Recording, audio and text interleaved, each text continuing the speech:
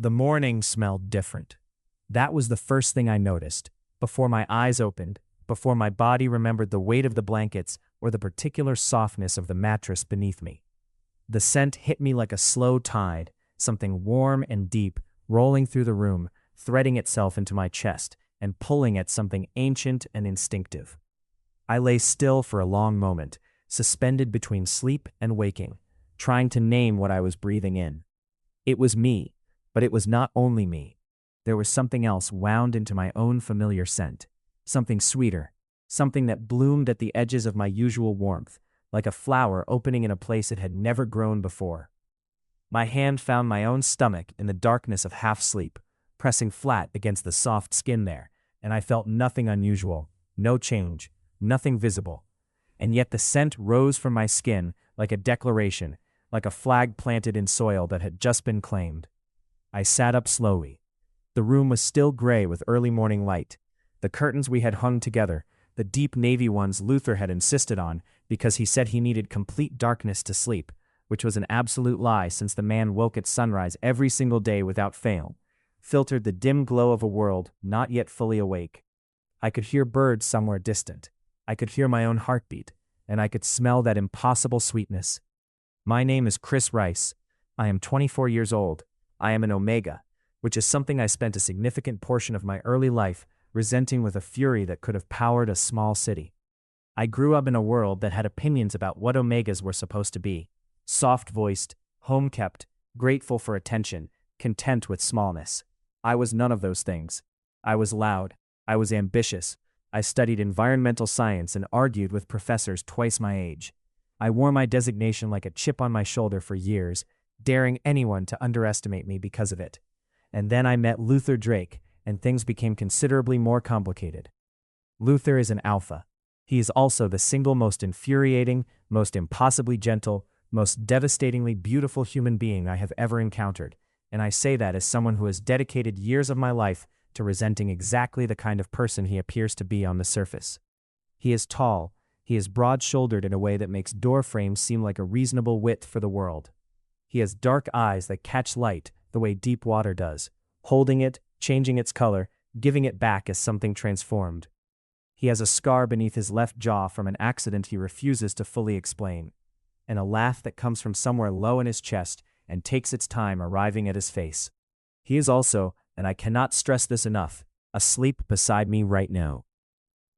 Completely unconscious, one arm flung over his face, snoring very quietly in a way he would deny if confronted with evidence. We have been mated for 11 months. We have been together for 2.5 years before that. In the early days, I told my best friend Dane that I was not falling for Luther Drake. I told him this repeatedly and with great conviction. I told him this while checking my phone for messages, while rereading the same texts 3 times, while showing up 40 minutes early to things I knew Luther would also attend. Dane, who has the patience of a very tired saint, listened to all of this and said nothing, which is its own form of eloquence. But this morning, this scent, this was something new. I slipped out of bed carefully, unwilling to wake Luther yet. My bare feet found the cool floor, and I padded to the bathroom and stood in front of the mirror and breathed in again, deeply, pressing my nose to my own wrist the way an animal might, following the scent to its source. It was there, undeniable, warm and layered and strange, and somehow, joyful was the word that came to mind, which felt ridiculous, because scents could not be joyful, and yet that was precisely what it was. A joyfulness buried in chemistry. I stared at my own face for a long time. My reflection looked the same. Dark circles I had been carrying for weeks. Skin that tended toward warm brown in summer and somewhat paler in winter. Hair going in several unhelpful directions. Were those my eyes? I leaned closer. Were they slightly different? Was there something in them I had not seen before? Some quality, some new occupancy? I pressed my hand to my stomach again. Nothing. Smooth skin. The normal rise and fall of breathing. And yet, I reached under the sink where the first aid kit lived alongside the miscellaneous items that accumulate in any shared bathroom. Spare toothbrushes, 3 kinds of shampoo, a tube of something Luther had bought claiming it was good for muscle soreness and then never used. Behind all of that, I had placed a box 3 weeks ago. I had placed it there and then ignored it with extreme determination, because acknowledging it would have meant allowing the possibility it represented to take up space in my mind, and I was not ready for that. I was not sure I was ready now either, but my hands were already on the box. I did not take the test immediately. I set it on the edge of the sink, looked at it, and then went and put the kettle on, because making tea is what I do when the world becomes too loud to process.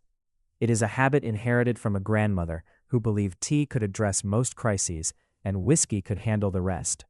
And while I had inherited both beliefs, tea seemed more appropriate for 6 in the morning. The kitchen was quiet. The flat we shared was small, but arranged cleverly.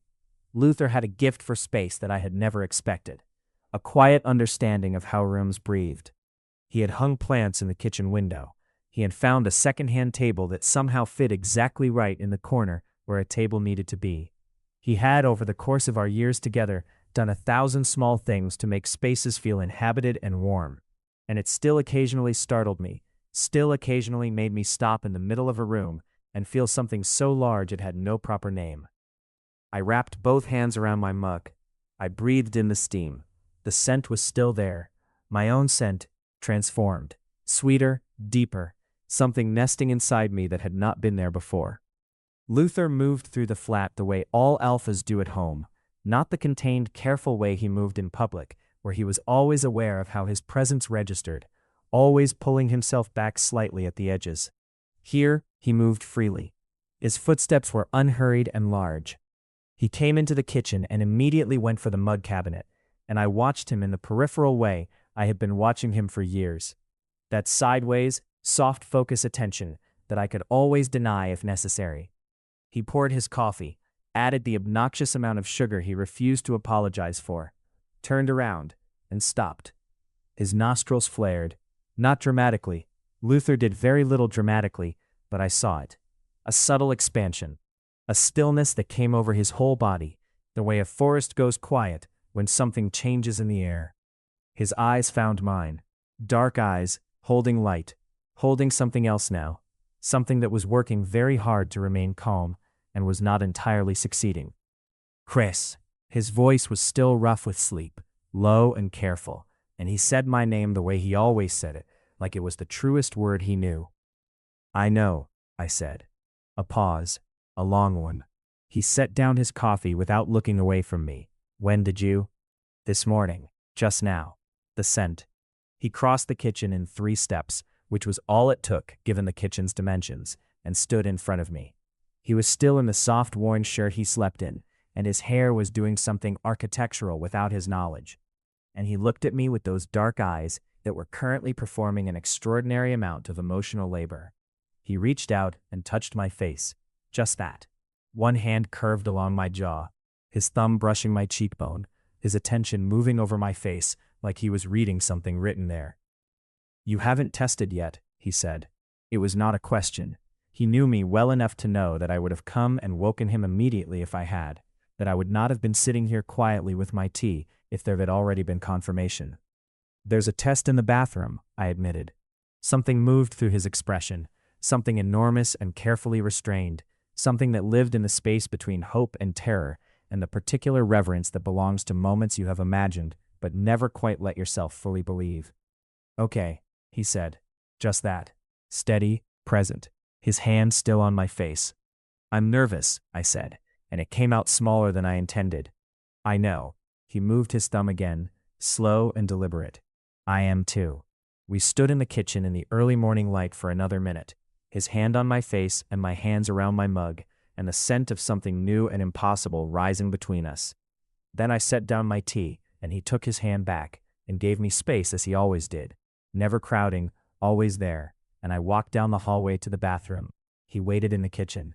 I heard him pick up his coffee again. I heard the quiet sounds of the flat around us, the small domestic noises of a life built together. I closed the bathroom door, not all the way, just most of the way, which was a distinction that felt important. I picked up the box. While I waited, the 3 minutes stretching out like taffy, I found myself thinking about the beginning.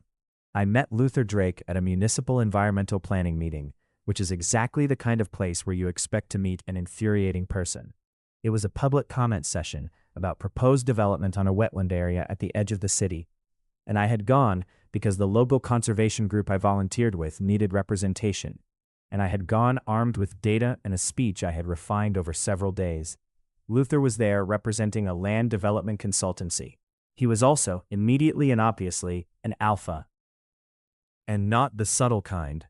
He had that alpha quality that some people carry like a held breath, a contained pressure, a density of presence that you can feel from across a room. I clocked him in the first 30 seconds and filed him under the relevant category and prepared to be annoyed by everything he said. And then he opened his mouth and disagreed with his own clients. He stood at the podium. He had gone before me, which meant I had been watching him and composing counter-arguments for 10 minutes, and he laid out the development company's proposal clearly and concisely. And then he said, in the same measured voice, that he had significant concerns about the eastern section of the proposal, and that the wetland buffer zone they were planning to eliminate was providing stormwater services to 3 downstream neighborhoods, and that he believed a revised plan was necessary before the project could responsibly proceed. The room went very quiet. The representatives from the development company, who were seated to his left, went a particular shade of red that clashed with their ties. I stood up when it was my turn and made my own case, and I was thorough, and I did not soften any of it. And when I sat down, I did not look at him. After the meeting, he came and found me in the parking lot. "Your data on the invertebrate population was better than ours," he said, by way of introduction, standing slightly back so as not to crowd me, which I noted with reluctant approval. "We missed the secondary nesting habitat entirely." "You did," I agreed, not particularly warmly. "I'd like to share your report with the team, with your permission." Formally, with attribution. I looked at him for a long moment. Alphas who openly admitted they had missed something and asked permission, rather than simply appropriating, were not common enough. My grandmother would have said something like that was worth at least 1 minute of good faith. "Send me a data sharing agreement by Friday," I said. "I'll review it." He sent it by Wednesday. It was thorough, well drafted, and included a clause granting me approval rights over any derivative material. I stared at that clause for a while before signing. The project ended with a revised development plan that preserved the wetland buffer. It was reported in 2 local papers. Luther's name was in the first paragraph, mine was in the second. I told myself that was not satisfying. I was lying. He took me to dinner 6 weeks later, which should have felt like a big thing, but somehow felt like the continuation of a conversation we had already been having. He was careful over dinner, careful in the way that thoughtful alphas are when they know their presence has weight and are making active choices about how to carry it. He asked questions and listened to the answers. He pushed back when he disagreed, which he did twice, both times specifically and on points where I could see his reasoning. He walked me to my car afterward and said he had had a good time, and he would like to see me again if I was interested. And he said it plainly, without performing confidence at me, without the artificial ease that some alphas deploy like a weapon. I said I was interested. In the car on the way home, I called Dane. "I think I might be in a lot of trouble," I told him. "Yes," Dane said with enormous satisfaction. "You are." The first time I experienced a heat cycle while we were together, about 4 months in, I was frightened in a way I had not been since I was 17. Not frightened of the heat itself. I had managed those alone for years with the relevant suppressants and blockers. Frightened of needing someone. Frightened of needing Luther specifically, of letting him into that vulnerable and overwhelming space where my body essentially declared its own agenda without consulting me. I called him from the floor of my apartment bathroom, which is not where I had planned to be when I made this call. "It's coming early," I said, my voice already too warm, already altered by the beginning of it. "My blockers ran out last week, and I ordered more, but they're not here yet." A pause, then very calmly, "What do you need from me?" Not "I'm coming over," not "I'll handle it," not any of the presumptuous proprietary things that an alpha in that moment might easily have said. "What do you need from me?" I squeezed my eyes shut. "I don't know," I admitted. "I've always done these alone." "We can still do that," he said immediately. "I can arrange for someone to bring supplies. I can stay outside. I can call every hour if that would help. Whatever you need, Chris." "Or," I said, and my voice broke slightly on the word, and I hated it, and I kept going anyway. "Or you could come." The silence on his end lasted exactly 3 seconds. "I'll be there in 20 minutes.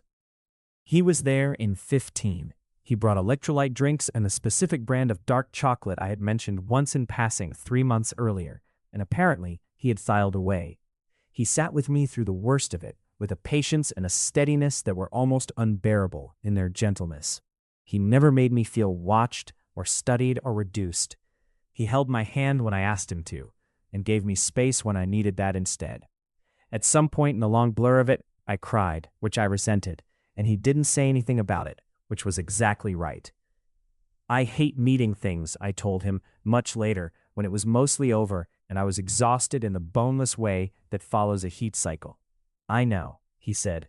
It's not about you specifically. I know that too. I'm still going to be difficult about it. Chris.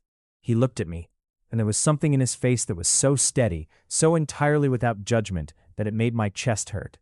You're allowed to be however you are. I'm not here for an easier version of you. I thought about that for a long time. We had talked about children. We had talked about it the careful sideways way that two people talk about enormous things when they are not yet sure how much weight the conversation can hold. I had said once that I was not opposed to the idea in principle, but was not ready to make it concrete. He had said that he wanted children someday, and that when I was ready, if I was ever ready, he would be there. No pressure, no agenda. He said it the way he said most significant things, quietly, and with the full weight of meaning. I had thought about it more than I admitted. I had thought about it in the months leading up to now. I had thought about the way Luther's face looked when small children appeared in public spaces, not besotted or performatively charmed, but genuinely interested. The quiet attention of someone who took people seriously, regardless of their size. I had thought about the way he had arranged our flat to have space for things that did not yet exist. How he had left a corner of the second bedroom clear, without ever explaining why. I had let myself wonder. And then, sometime in the past several weeks, I had stopped taking my suppressants. I had not told him. I had been too frightened that wanting it would make it unreal, that speaking it aloud would call in the possibility of its absence. Omegan fertility is not a guaranteed thing. I knew the statistics. I had run them in my head on more than one occasion, lying awake in the blue-dark early mornings while Luther slept beside me. I had not told him. And then my body had apparently decided to move ahead without waiting for me to work up the nerve. 3 minutes are a very long time. They are long enough to remember 2.5 years, long enough to feel the whole weight and history of a relationship settle into your chest like a stone, but a warm one, a stone made of something other than stone. Long enough to stand in a small bathroom, holding a small piece of plastic, and understand that the world is about to divide itself into a before and an after. The scent was everywhere now. I could smell it rising from my own skin, that sweet, impossible bloom, and it occurred to me that Luther had smelled it first, that his alpha senses, sharper than mine, in this specific and pointed way, had registered a change in me before the technology had. Before I had even walked to the bathroom, he had known, or suspected, the moment he came into the kitchen and breathed in the air of the same room. The thought made something move through me that was not quite grief, and not quite joy, and was entirely too large to name. I looked down. 2 lines. I had expected. I'm not sure what I expected. Some further processing time, perhaps. Some additional distance between the fact and the feeling. But there it was. 2 lines. Clear and unmistakable. As clear as the scent on my skin. As clear as the way Luther had looked at me across the kitchen this morning. My legs decided to sit on the edge of the bathtub. My body made this decision, and I went along with it. 2 lines. I pressed one hand to my mouth and the other to my stomach, and I sat there, in the early morning quiet of the bathroom, and I felt everything. Fear and joy and the staggering weight of responsibility, and a love so preemptive and so complete that it had apparently already established residency in my chest without asking permission. I felt terrified. I felt more certain of something than I had ever been of anything. I felt Luther on the other side of the door. Not literally, not with any supernatural precision, but the way you feel a person you love when they are close and waiting. The particular quality of their patience, their presence, the particular shape of their concern. I stood up. I opened the bathroom door. He was in the hallway. He had not been able to stay in the kitchen after all. He was leaning against the wall opposite the door, with his arms crossed, and his face doing something very careful and very controlled, and when I stepped out, he looked at me immediately, his eyes reading my face with the same focused attention he brought to everything. I held up the test. 2 lines. He went absolutely still for the space of 3 seconds. Then he crossed the hallway in one step and gathered me in, both arms around me, his face in my hair, and I felt him breathe in, long and slow, taking in the scent of me, the scent that had changed, the scent that was now carrying something new. He made a sound against my hair that I had never heard from him before, low and barely audible, something that lived below language, not a word, not quite a groan, something more essential than either, something that sounded like a whole person reorienting around a new fixed point. His arms tightened. I pressed my face against his chest and felt his heartbeat, which was considerably faster than his outward stillness suggested. "You knew," I said, my voice muffled by his shirt, "in the kitchen, before you even said anything." "I smelled it," he said, and his voice was rough in a completely different way than sleep this time. I didn't want to assume. I didn't know if I was. "You weren't wrong." A long pause. His heart beat against my face. "Chris."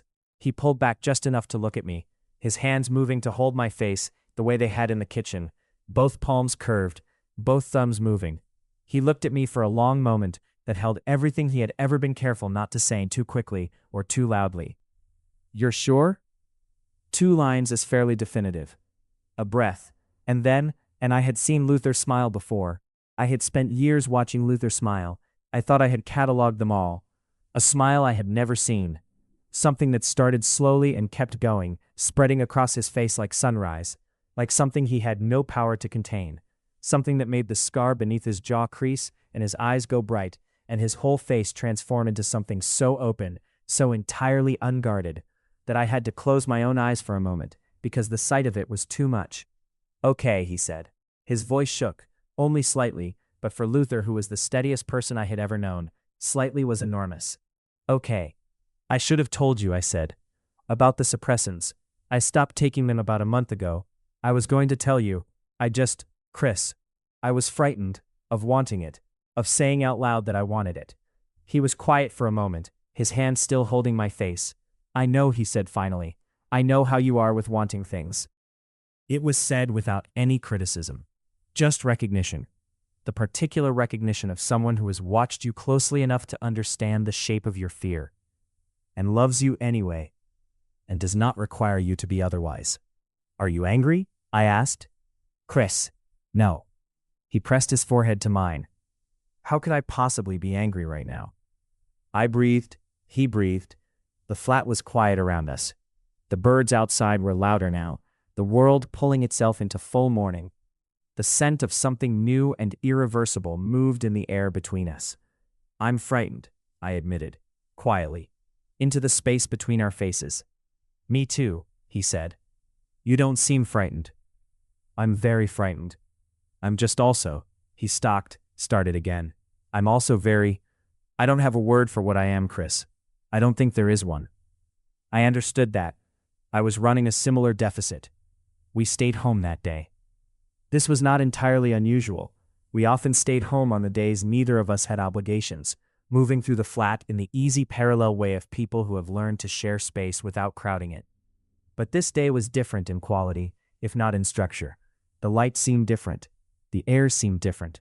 The scent of me had settled into the rooms by now, a new layer in the atmosphere of a home that already smelled deeply of both of us. Luther made breakfast. This was his domain, and had been from early in our cohabitation. He cooked with the same focused attention he brought to everything, reading recipes the way other people read contracts, taking nothing for granted. I sat at the kitchen table and watched him move between the stovetop and the counter, and I thought about how many mornings I had sat here watching him, and what a gift it was, and how I had not always been able to fully receive it. "We should make an appointment," he said, his back to me, stirring something. "With a doctor, as soon as possible." "I know. I can research clinics this morning if you want. Find someone good." "You don't have to research everything, Luther." He turned slightly. "I know I don't have to. I want to." I could see the shape of it, the way this news had activated something in him, the deep alpha drive toward providing and protecting, which he managed better than most alphas because he had spent years learning to channel it in ways that didn't annihilate the autonomy of people around him. He could feel it now, the pulse of it, the need to do something, to make something safe. I could feel it in the room. I could smell it in him, his own scent shifting slightly, taking on that focused quality. Okay, I said. Research clinics. He exhaled, and the tension in his shoulders eased a degree. He turned back to the stove. I want to tell Dane, I said. Of course. Not yet, not today. I want to sit with it today. Whatever you want. There's no rush. I watched his back. The breadth of his shoulders and the worn morning shirt. The way he moved with such contained certainty, such deliberate presence. Luther. He turned fully now, spatula still in hand. I love you, I said. Simply, without the qualifier or the hedge, or the oblique approach I still sometimes defaulted to when the feeling was too large. Just directly, just plainly. His face did the thing again, that unguarded opening, that helpless sunrise of an expression that I was apparently going to be undone by for the rest of my foreseeable life. I know, he said. And then, I love you. I love you both. Both. The word landed in my chest with a weight I was not prepared for. I pressed my hand to my stomach, the same instinctive gesture I had been making since this morning, and something rearranged itself inside me. Some internal furniture shifted. A space that had been potential became something more like actual. Both. Luther turned back to the stove, before either of us could make the moment any larger than it could hold. We ate at the kitchen table with the window open, the city waking up outside, the sounds of it coming in on warm air. I ate more than I usually did, which might have meant something or might have been the ordinary hunger of a morning after an emotionally significant event. Luther watched me eat with an attention he was trying to disguise and failing at, and I decided to give him this one because it was too endearing to correct. Stop watching me eat, I said, not looking up. I'm not watching you eat. You've refilled my water twice. You should stay hydrated. Luther. He looked away out the window with studied innocence. The corner of his mouth was doing something traitorous. After breakfast, we did ordinary things, because ordinary things are how you survive extraordinary ones. I answered emails. He read through a project brief. We existed in the same space in the quiet, parallel way we had spent years perfecting, and the ordinariness of it was its own kind of grace. Its own proof of everything we had built. In the afternoon, I fell asleep on the couch, which also might have meant something, since I was not typically a napper. I woke up to find that Luther had arranged a blanket over me with a carefulness that left no doubt about his current emotional state, and was sitting in the armchair nearby with his reading, and looked up when I stirred with a calm attentiveness that he immediately tried to make look casual. How long was I asleep? I asked. About an hour and a half. That's unlike me. It is, he agreed, careful, not reading anything into it aloud. I sat up and rubbed my face. The scent was still there, still that altered blooming quality, still sweeter than before. I wondered if I would always be able to smell it now, this change in myself, or if familiarity would eventually erase it. I wondered if Luther could still smell it across the room. From the way he was looking at me, yes. Come sit with me, I said. He came and sat beside me on the couch, close enough that our shoulders touched, and I leaned into him with the easy authority of someone who has long since stopped pretending they don't need that contact. His arm came around me. His chin rested on top of my head. We sat like that in the afternoon light, and the city moved outside the window. And inside this particular room, everything was very still. Tell me what you're thinking, he said. I'm thinking about before. I paused. Before I knew you. Before any of this. What about it? I spent so long being angry about what I was supposed to be. What being an Omega was supposed to mean for me. What I was supposed to want. He waited. And then I stopped being angry and just wanted to build something I actually chose. A life I actually decided. On my own terms. And somehow that ended up including this. I pressed my hand to my stomach again, below the blanket. Including you. Somehow what I chose, when I actually got to choose, was this. A quiet moment. His arm tightening slightly. Is that strange? He asked. It's strange that it doesn't feel strange, I said. I thought it would. I thought the moment I admitted I wanted this, I would feel like I had betrayed something, some version of myself. And I just feel like the next version of myself. The same self, but more. He pressed his lips to the top of my head, warm and slow. That's how I feel about you, he said quietly. Like you're always the same person, and always somehow more than I understood before. We stayed on the couch until the light changed. I want to tell you about Luther, not the surface version, not the broad shoulders and the careful alpha presence and the devastating steadiness that I have already described. I want to tell you who he actually is, as I have come to know him over years of close attention. He reads everything, not strategically, not for professional development, but because he is genuinely curious about almost every subject and has no patience for knowing only the surface of things. He has books on ecology, beside books on ancient mathematics, beside books on the history of salt, beside novels he reads slowly and with great seriousness. He underlines things and writes in margins and will read a passage aloud if something strikes him, with no preamble, just, listen to this. And then he reads it and waits to see what you think. He is bad at receiving care. This is something I discovered gradually and found quietly devastating because he is extraordinary at providing it, and the asymmetry had clearly been present in his life for a long time before me. When he is unwell, he minimizes it. When he is tired, he works through it. When something is difficult, he processes alone before he will share any part of it. I have spent 2.5 years gently, patiently dismantling this, and I have made progress, but it is slow work. He will tell me now when something is wrong. He will not always tell me immediately, but he will tell me. He is funny. This surprises people who meet him in professional contexts where he is measured and precise. He is quietly, devastatingly funny, and he delivers humor with a perfectly straight face and precise timing. And he finds almost nothing as enjoyable as making me laugh when I am trying to maintain a position. He has weaponized this against me in several arguments, and I have never fully forgiven him for any of them.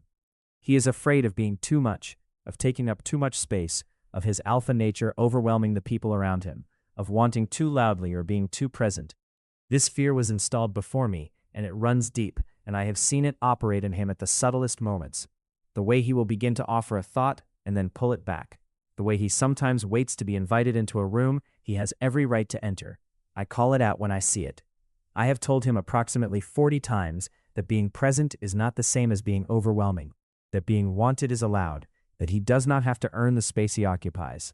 He is working on believing it. He is the best person I know. I say this as someone with extremely high standards and considerable experience being disappointed by people, and I say it without qualification. He is the best person I know, not because he is perfect. He is not perfect. He has sharp edges and blind spots and a stubbornness about certain things that could outlast geological time, but because he is always genuinely trying. Because he examines himself with honesty and without cruelty. Because he has never once, in 2.5 years, made me feel small. That is not a small thing. That is, in my experience, an enormous and unusual thing. I have thought about this from his perspective, occasionally. I am not an easy person to love. I am aware of this in a factual, rather than self-pitying way. I have a temper that runs hotter than I would prefer. I am slow to ask for things and quick to resent not having them. I hold positions longer than is always warranted. I have difficulty being vulnerable without immediately fortifying myself against that vulnerability, which creates a conversational experience not unlike trying to give a gift to someone who is simultaneously unwrapping it and building a wall. I am also, and I have only recently been able to say this without irony, deeply loyal, fiercely so. When I love something, I do not know how to do it halfway.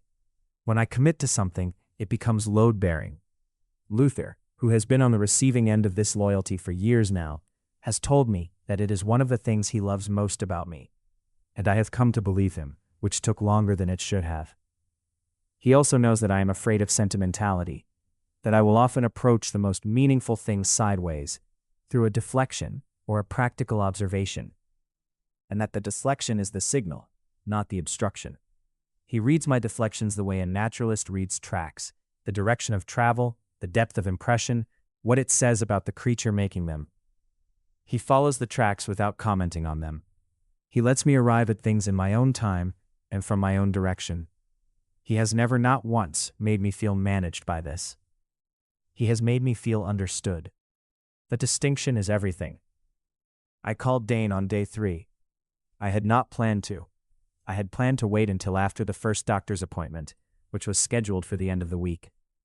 But Dane called me first, which he did periodically to verify I was still alive and maintaining some level of human social contact. And the moment I heard his voice, I said, before I had made a conscious decision to, "I'm pregnant." The silence on his end lasted approximately 4 seconds. "I knew it," he said. at a volume that was probably startling to anyone in his immediate vicinity. I have known something was different for 2 weeks. You have been calm in a way that is deeply suspicious. I have not been calm. You have been weirdly, disturbingly serene. I said to Petra last week, something is going on with Chris. She agreed. You have both been gossiping about my emotional state. We have been monitoring you with love. There is a distinction. A brief pause. Chris, are you? His voice changed, softened. Are you okay? Are you happy? I sat on the edge of the bed where I had been reading and thought about the question, not the quick version. The actual question. Yes, I said. Yeah? Yeah. And Luther? Luther cried, I said. Quietly, and he thought I couldn't tell, but I could absolutely tell. A sound from Dane's end that was somewhere between a laugh and something more moved. Good, he said. Good. He should cry. This is worth crying about. A pause. In a good way, I confirmed. When are you telling people? When can I tell people? I am going to physically die if I can't tell people. You cannot tell people. You must tell no one. Chris, Dane, you may tell Petra because she is your partner and also because she will find out in the first 30 seconds anyway. No one else. A long-suffering sigh. Fine. I mean it. I know you mean it. I will say nothing. I will carry this with great discretion and silent joy. Thank you. You're going to be an incredible parent, he said, quietly, sincerely. Both of you. I pressed my lips together. The backs of my eyes did something inconvenient. Thank you, I said again, smaller. Okay, I'm going to let you go, because I can hear you about to cry and you hate when I witness that. I'm not. Goodbye, Chris. He hung up. I put down the phone and sat with the feeling for a while. The particular warmth as being known by someone over a long time, of having someone in your life who has watched you become who you are, and loves you across all the versions. Luther appeared in the doorway of the bedroom. Dane, I said. I figured. He came and sat beside me. How did he take it? He claims he knew. He probably did. Luther considered. He watches you very carefully. He watches both of us. I know. I leaned against him. He put an arm around me. Easy and practiced. Luther. I want to do this right. A pause. What does right mean to you? I thought about it. The question deserved actual consideration. I want to be present for it, I said, not managing it from a distance. I don't want to be so frightened of needing things that I stand apart from this, from them. My hand found my stomach. From you, his arm tightened. You're already doing that, he said. You've been doing that. I've been trying. That's what doing it looks like. The doctor was a calm, practical person with reading glasses on a chain who took absolutely no nonsense and immediately made me feel better. The clinic was small and well organized, with a waiting area that smelled of nothing in particular, which I appreciated. Luther sat beside me in the waiting room with one hand on my knee and his face arranged in its public mode, composed, measured, present. Under the table, his knee bounced very slightly. I put my hand over his. He stilled immediately, looked at me. I did not say anything. I just kept my hand there. The confirmation took the form of numbers and measurements and a brief ultrasound that produced an image which was, if I am honest, not immediately legible as anything in particular, but which the doctor indicated was a heartbeat, and which Luther stared at with the expression of a person experiencing something they do not have the processing capacity to fully receive. Everything looks good, the doctor said, early but good. She gave us a list of things, vitamins, dietary considerations, a follow-up appointment. She spoke to both of us, which I noted with approval, not only to Luther, not deferring to the alpha in the room for the medical decisions about my own body. She gave me her answers and expected my questions and treated me as the primary patient, which I was, and which should be obvious, but sometimes is not. We walked out into gray afternoon light. Luther stopped on the pavement outside the clinic and turned his face up to the sky for a moment. I watched him, the line of his throat, the slight movement of his jaw, the contained enormity of whatever was moving through him. Okay? I asked. He lowered his face. His eyes were bright. Yeah, he said. Yeah, very much. I took his hand. We stood on the pavement in the gray afternoon, two people on the edge of something that had not existed a week ago, and now existed completely, that had been potential and was now actual, that had been a word on a test and was now also a sound, a small rapid heartbeat, a rhythm that was already its own thing, already independent, already someone. I want to go home, I said. Me too. We walked to the car. He opened the door for me, which he always did and which I had long since stopped making a philosophical issue of, because some things are worth releasing. We drove through the gray afternoon, and I watched the city through the window and thought about how the same streets could look so different depending on what you were carrying. That night I could not sleep. This was not unusual. My sleep had been irregular for weeks, the kind of low-grade wakefulness that lives at the edge of something unresolved. But tonight it was different. Not anxious, not troubled. I lay in the dark and looked at the ceiling and felt entirely, precisely awake in a way that was not the same as sleeplessness. It was more like the way you might feel at the beginning of a long journey, too aware of the start of it to be tired. Luther was asleep beside me, actually asleep this time. I could tell by the depth and evenness of his breathing, by the total stillness of a person who has gone past the threshold. He sleeps like a man who has made peace with sleep, which is something I have always been faintly envious of. I listened to him breathe.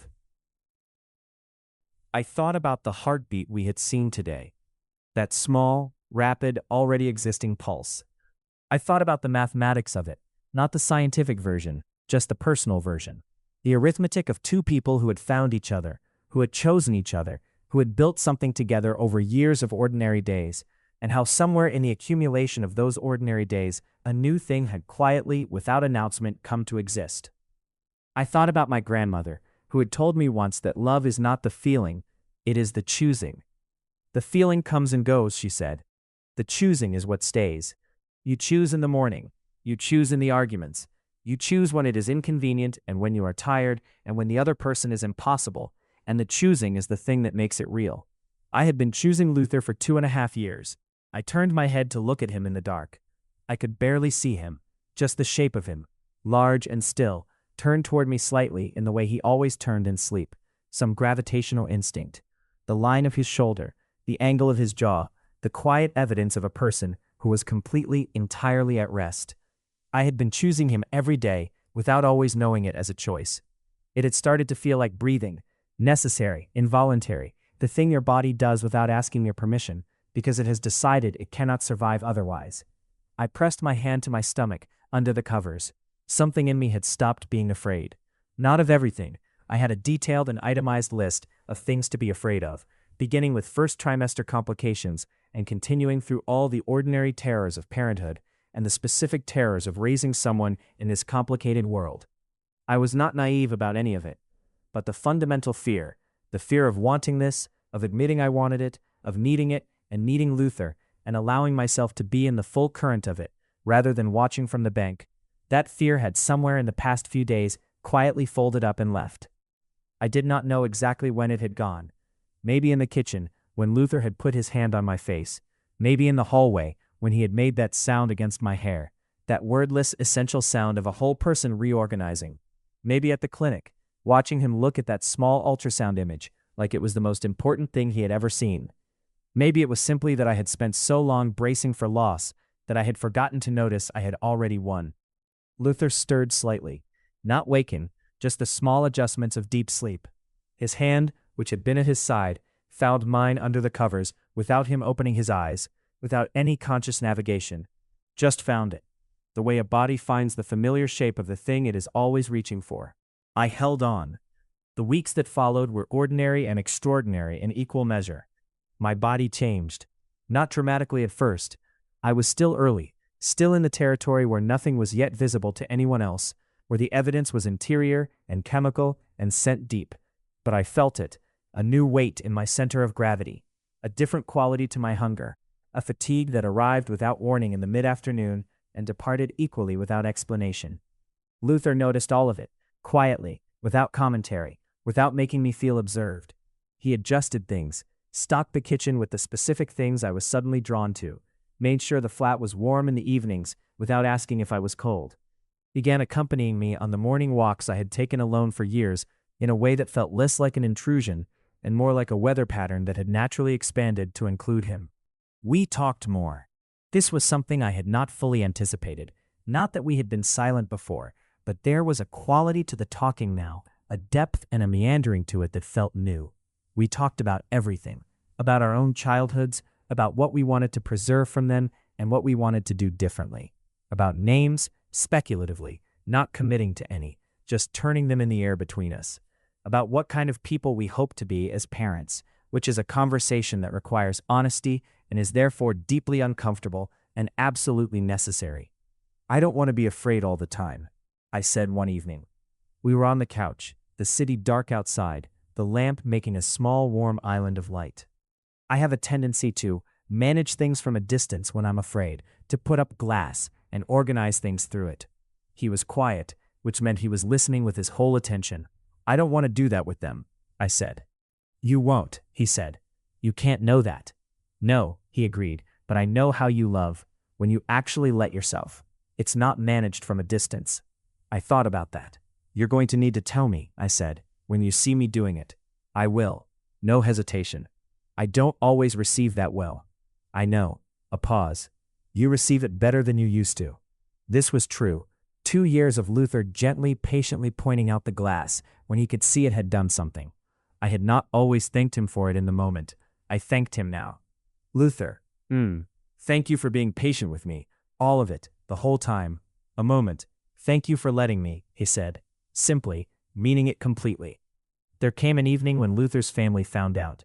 His mother arrived at the flat under the pretext of returning a book she had borrowed 3 months earlier, which was a pretext so thin that it was essentially transparent, and within 15 minutes of arrival, she had observed something about the quality of Luther's attention to me and the way I was holding my tea, and drawn her own conclusions. Chris, she said, setting down her own cup and looking at me with the particular directness she had passed along to her son. Are you? I looked at Luther. He looked back at me, a question in his eyes, checking. I gave the smallest nod. Yes, I said. She was quiet for the space of a breath, and then her face did the thing that Luther's had done, that helpless opening, that arrival of something too large for conventional expression. She reached across the table and took my hand in both of hers. You'll be a wonderful parent, she said. Both of you. I had heard this before. Dane had said it first, but somehow it landed differently this time, from someone who had known Luther for his entire life, someone who had watched him become who he was. There was authority in it. I pressed my free hand briefly to my eyes and then put it down. Thank you, I managed. Luther across the table was looking at me with that expression I kept encountering and kept being undone by, that particular soft light, that steadiness that was really a specific form of love. His mother stayed for 2 more hours and told stories about Luther as a child that I stored with extreme care. On her way out, she kissed my cheek, then went to her son and held his face in her hands the same way he held mine, and said something to him too quietly for me to hear, and he listened with his eyes closed. And when she left, there was something altered in the set of his shoulders, some ease that had arrived. I did not ask him what she said. Some things are not mine to require. Later, in bed, I reached over in the dark and took his hand. Good? I asked. Good, he confirmed. We left it there. Weeks into it now, and the scent had become the most familiar thing in the world. I could smell it on myself constantly, that sweet, warm, bloomed quality that lived in my skin like a note added to a piece of music, deepening the chord. Luther could smell it more strongly than I could. I knew this from the way he sometimes paused when he held me close, the way his breath would slow into something deliberate, something that was paying attention. Does it bother you? I asked him once, during one of these moments. He drew back enough to look at me. The question seemed to genuinely surprise him. Bother me? He said, as if testing the words for structural integrity. Some people find it overwhelming, the pregnancy scent. He considered this for a moment with the seriousness he gave to all genuine questions. Then, it's the best thing I've ever smelled, he said. It's you, but more. It's you and something else. Something that's... He stopped. Tried again. It's like a harmony. Your scent was already... He stopped again. I'm not good at describing it. You're doing fine. It makes something in me want to, he exhaled, be very still and very present at the same time. I thought about that, the paradox of it, and how it was also exactly right. Stillness and presence as the same impulse, the impulse to pay attention to something you want to be sure you are fully experiencing. That's a good description, I said. It's the alpha instinct, he said, somewhat ruefully. The protective instinct. But it doesn't feel like an instinct. It feels like a choice, like choosing to be still, like choosing to be here. I pressed my face into his chest. I like that, I said. Yeah? Yeah. He pressed his lips to my hair. Outside, the city went about its business. Inside this particular room, in this particular flat, in the specific warmth of a life that had been built day by day over years of ordinary choosing, We stayed very still and very present, and the scent of something new and permanent moved between us like music. I will tell you what I know about the future, which is not very much, which is also somehow fine. I know that Luther will be extraordinary at this, not because alphas are supposed to be providers or protectors or any of the static, prescribed things that designation is supposed to mean, but because he is the specific person he is, someone who takes people seriously, who is endlessly patient, who will teach by example, and by asking questions, and by being willing to be wrong and say so. He will be afraid, because he's afraid of anything he can hurt by doing it badly, and he will do it well anyway, because that is also who he is. I know that I will be better at it than I fear, and worse at it than I hope, and that this is the condition of parenthood for everyone who undertakes it thoughtfully. I know that I will have to learn to receive help. I know I am already practicing. I know Luther will help me, but by making it easier, by being someone whose help does not cost me something. I know the scent will change again. I know my body is already doing things I don't fully understand yet, shifting and preparing in ways that are ancient and biological and entirely outside my control, which I am choosing to interpret as interesting rather than alarming. I know that the small heartbeat we saw in that clinic is getting stronger every week, and that one day it will be outside me and I will see the face of whoever is attached to it, and everything I think I understand now will immediately seem like a rough draft. I know I am more than I was. I know that this is what choosing does, over time, accumulated choosing, the morning choices and the argument choices and the inconvenient choices and the tired choices and the frightened choices, the choice to stay, the choice to open, the choice to want, the choice to name the wanting instead of watching it from behind glass. I have been choosing Luther Drake for 2.5 years. I will choose him for the rest of my life. I will choose them, this small new heartbeat, this new harmony in my own scent, for the rest of my life. Which is a sentence that still makes something enormous happen in my chest, when I actually let myself feel it. This morning I came back from a slow walk. Luther had joined me halfway, materializing at the corner of our street in the early light with 2 coffees, 1 decaf, which he handed to me without comment, because he had done the research and adjusted before I asked. And we walked the rest of the way home, side by side in the blue-gray quiet of a city not yet fully awake. At the door of our building he stopped and turned to me. "What are you thinking?" he asked. I looked at him, the dark eyes holding light, the scar beneath his jaw.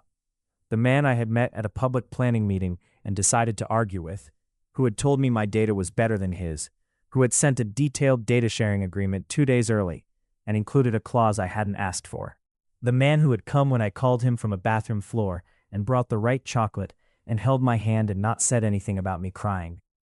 The man who had stood very still in a kitchen doorway one early morning and breathed in a change in the air, and known, before the test could confirm it, that something new was beginning.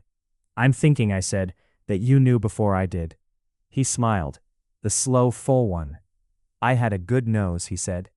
"You had an excellent nose," I agreed. "I'm still somewhat annoyed about it." "You're not annoyed." "I'm a little annoyed."